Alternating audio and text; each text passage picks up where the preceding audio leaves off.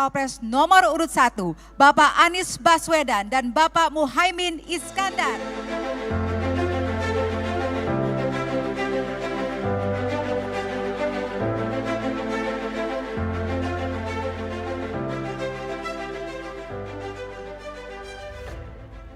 Assalamualaikum warahmatullahi wabarakatuh. Selamat malam, salam sejahtera untuk semuanya. Izinkan kami merespon apa yang tadi disampaikan oleh KPK. Kami melihat persoalan yang sama seperti tadi dipaparkan, bahwa komitmen untuk memberantas korupsi harus mulai dari puncak, dari yang paling atas. Dan kita menyadari Indonesia seperti yang disampaikan didirikan oleh orang-orang yang berintegritas.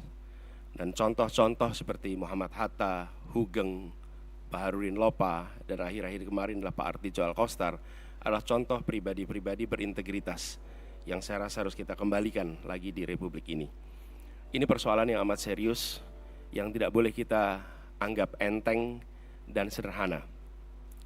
Tadi disampaikan tentang Corruption Perception Index yang menurun, SPI, IPAK yang tadi ditunjukkan. Kami melihat ada problem yang amat serius di dalam kepercayaan publik terhadap pemberantasan korupsi. Yang itu juga tercermin. Bulan lalu ada survei CSIS terhadap lembaga-lembaga pemerintahan, dan di antara lembaga pemerintahan paling rendah kepercayaan adalah DPR, dan di atas DPR adalah KPK. Justru KPK bukan lembaga yang paling dipercaya, tapi termasuk lembaga yang paling rendah kepercayaannya. Karena itu kami ke depan berkomitmen untuk bisa melaksanakan beberapa hal. Pertama adalah mengembalikan kepercayaan publik, mengembalikan KPK menjadi institusi yang memiliki kekuatan dan memiliki kemampuan untuk menindak seluruh tindakan pelanggaran korupsi. Dan ini dari aspek apa? Satu, undang-undangnya. Kita ingin mengembalikan agar KPK berwibawa lagi secara legal seperti dulu. Dan ini artinya merevisi undang-undang KPK. Kami ingin agar revisi ini akan bisa mengembalikan KPK kepada posisi yang kuat. Yang kedua adalah standar etika yang tinggi di tubuh KPK. Kita ingat era di mana KPK datang di sebuah tempat, tidak mau ikut makan, tidak mau ikut kegiatan-kegiatan yang didanai di luar KPK. Standar yang tinggi itu harus dikembalikan di KPK, sehingga bukan saja undang-undangnya memberikan kekuatan dan kemandirian, tapi juga di dalamnya baik pimpinan maupun seluruh staf bekerja dengan kode etik yang amat tinggi. Yang ketiga adalah rekrutmen. Rekrutmen di KPK kita perbaiki sama-sama seperti tadi disampaikan yang diusulkan oleh Presiden di tingkat pimpinan maupun rekrutmen staf. Bukan sekedar mencari pekerjaan, tapi menjadi tempat untuk memberantas korupsi. Ini hal pertama yang kami ingin lakukan. Yang kedua adalah seperti katakan tadi, optimalisasi LHKPN. Dan kami setuju, bila tidak itu dilaksanakan maka bisa dilakukan demosi, bahkan reposisi atau sanksi yang lain. Lalu kami melihat perlunya kita menuntaskan undang-undang atau RUU perampasan aset. Koruptor harus dimiskinkan, tidak ada pilihan lain. Ini adalah hukuman yang harus diberikan.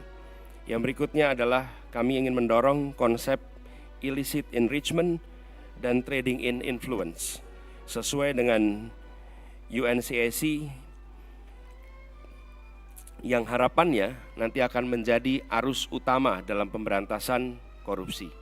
Lalu yang tidak kalah penting, kami berencana untuk mendorong pengesahan RUU pendanaan politik.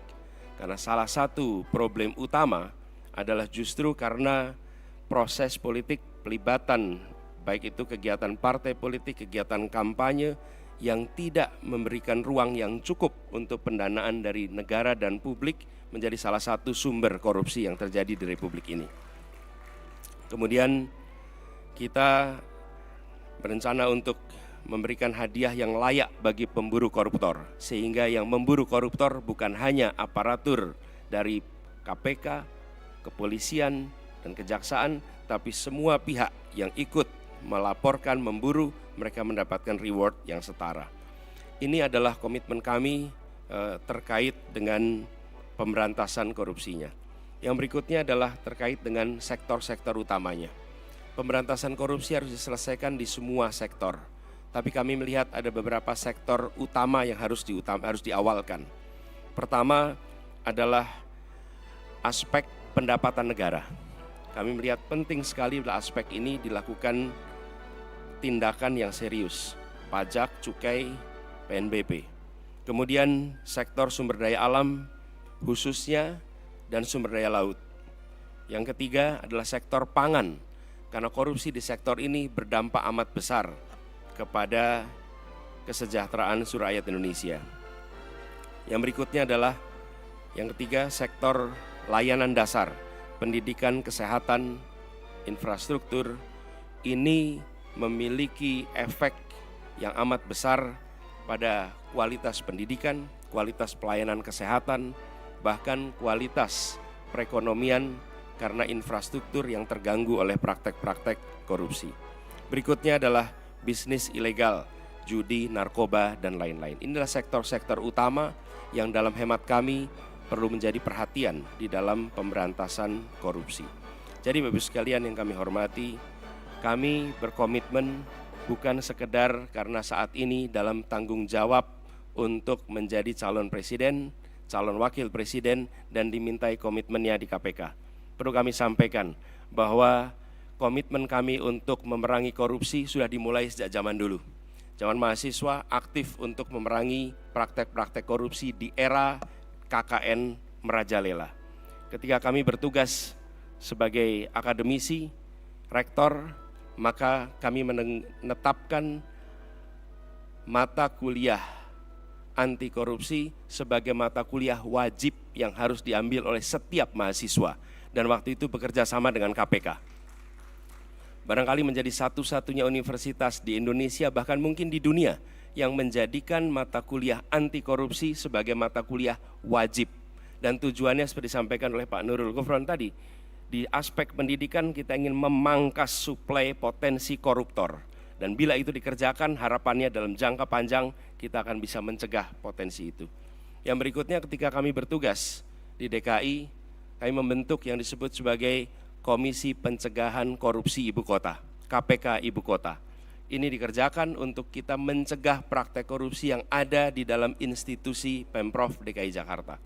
Jadi Bapak-Ibu sekalian kami hormati, soal ini adalah soal serius, bukan soal untuk main-main, bukan soal untuk guyonan.